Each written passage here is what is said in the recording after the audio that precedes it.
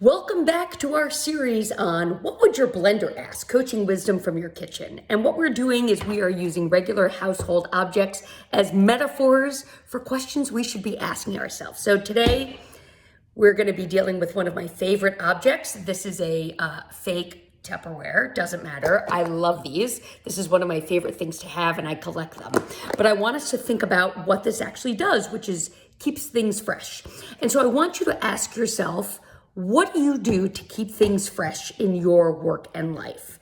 There's so many things we can do to keep things fresh so that we don't get bored and we don't run out of energy for what feels important to us. So what do you do to keep things fresh? Maybe you try new restaurants. Maybe you take a course or a class. Maybe you try a different route when you go out for a walk so it's not the same path. So I want you to think about an area in your work or your life that feels a little old and tired, and I want you to ask yourself, what can I do to make it fresh? See you for the next one, friends.